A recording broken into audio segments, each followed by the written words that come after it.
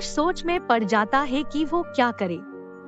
तभी आदित्य मित्तल वहाँ पर आ जाते हैं। माय सन, डिनर रेडी है। डिनर में मैंने तुम्हारी पसंद की चिली पनीर बनाया है। चलो डिनर करते हैं। क्या तुम परेशान हो? क्या हुआ? पापा, मेरी कॉलेज में एक लड़की है अंजलि। हम एक दूसरे को पसंद करते हैं और शादी करना चाहते हैं, लेकिन उसकी घर वाले उसके लिए दूसरी जगह पर रिश्ता देख रहे हैं। इस बात को लेकर मैं थोड़ी सी परेशान हूँ। उसमें परेशान होने की बात क्या है? मेरी ओर से ये रिश्ता पक्की है। और रहा अंजलि की घर वालों से बात करना, ये तुम मुझ पर छोड़ दो।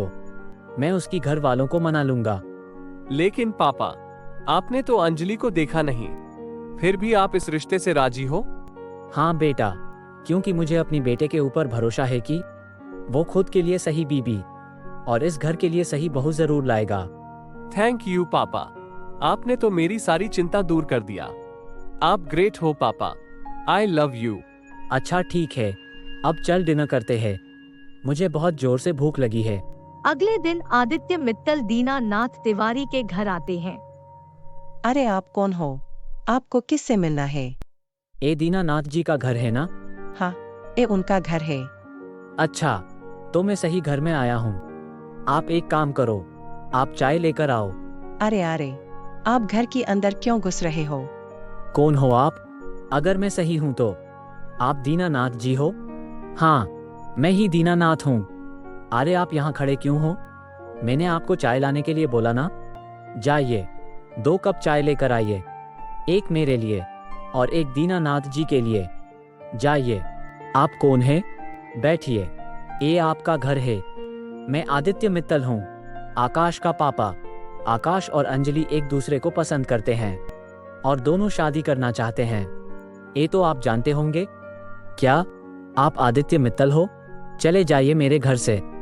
देखिए, आप गुस्सा मत होइए, शांत से सोचिए। वो दोनों की उम्र अब 18 साल से ज्यादा हो गया है।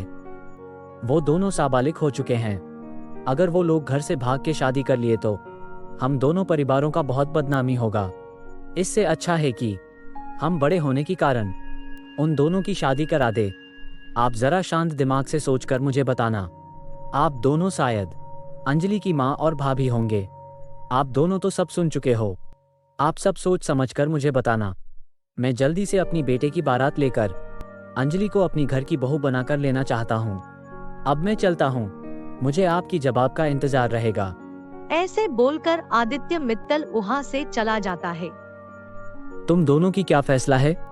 पापा, मुझे लगता है कि हमें अंजलि और आकाश की शादी कर देनी चाहिए।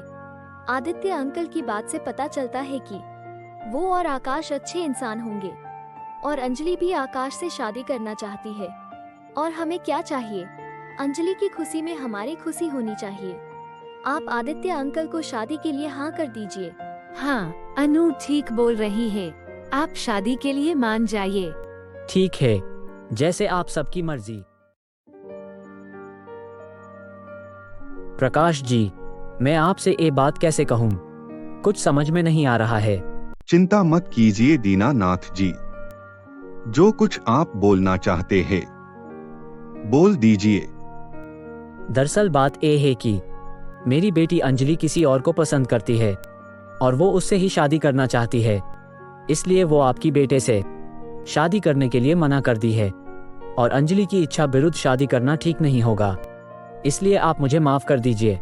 बस इतनी सी बात कहने के लिए आप हिचकिचा रहे थे। मुझे ये बात सुनकर दुख नहीं लगा। अंजलि आजकल की लड़की है, उसे अपनी पसंद की लड़के से शादी करना कोई बड़ी बात नहीं है। आपने ये बात कहकर मेरी सर से बहुत बड़ी बोझ हल्का कर दिया। अब मैं चलता हूँ। अरे इतनी भी क्या जल्दी है दीनानाथ जी, मुझे आपसे एक बात कहनी है। जब मैं आपसे और आपकी परिवार वालों से मिला तब मैं मन ही मन सोच लिया था कि आपकी घर में ही मैं रिश्ता जोड़ूंगा। आपकी बेटी तो मेरी घर बहू बनकर नहीं आ पाई, लेकिन अगर आप चाहे तो मेरी बेटी रानी आपके घर बहू बनकर जा सकती है। मैं अपनी बेटी रानी के लिए आपका छोटा बेटा राकेश का हाथ मांगना चाहता हूँ। ये तो बहुत खुशी की बात है। राकेश और मेरी तरफ से ये रिश्ता पक्का समझिए। और मेरी बेटी की तरफ से भी हाँ है। कुछ दिनों के बाद अंजलि और आकाश के साथ साथ राकेश और रानी की भी एक ही मंडप में शादी हो जाती है। सर, डिनर रेडी है, टेबल पे लगा दूं? तुम कौन हो? मैं इस घर की कुक राजू हूँ। अंजलि मैडम ने आज ही मुझे अपॉइंट किया है। ठीक है, तुम खाना लगाओ, मैं आता हूँ। पापा, आप अभी तक डिनर नहीं किए? रात की 10 बज चुका है। हाँ, अभी कर रहा हूँ। तू भी आ जा, साथ में डिनर करते हैं। राजू, आकाश के लिए भी प्लेट लगा दो। पापा, ये कौन है? ये हमारे घर का कुक है, आज ही आया है। लेकिन इसको किसने रखा है? पहले तो हम दोनों खाना बनाते थे। मैंने अंजलि को बोला था रखने के लिए। लेकिन क्यों पापा? घर की सारा काम करने के लिए नौकर तो थे, फिर सिर्फ खाना अंजलि नहीं बना सकती थी क्या? इसमें कुक रखने की क्या जरूरत थी पापा? मैं सब जानता हूँ कि कुक किसने रखा है। आप डिनर कीजिए, मैं अभी आता हूँ। इधर अंजलि टीवी देख रही थी। अंजलि, अरे आकाश, तुम आ गए?